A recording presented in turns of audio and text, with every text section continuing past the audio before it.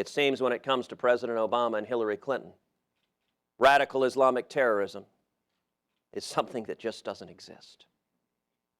But the rest of us living on terra firma, living in the real world, are aware that it is real, it is growing, and it is profoundly dangerous. Thank you everyone for coming out this morning. Good morning. It is great to be with so many good friends.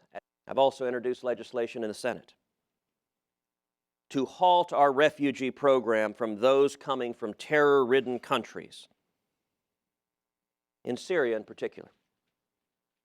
There is no question that the humanitarian disaster is horrific. Millions of people have been displaced by the savage violence. Millions are now living in camps that place severe strains on the resources of our allies. And it's natural that out of our generosity, we want to help stop that misery. And while the United States has been the largest donor to the refugee cause by a factor of 10, giving $1.2 billion of taxpayer funds, 10 times what any other nation has contributed,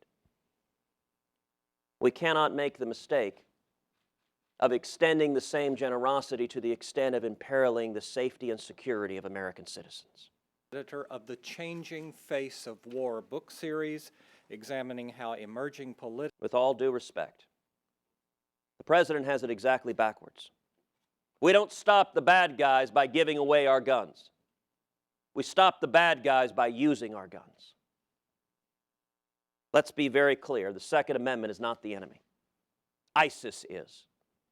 Radical Islamic terrorism is. Those who want to murder us are. Second, you're being quoted by the New York Times today as in a private fundraiser yesterday in New York.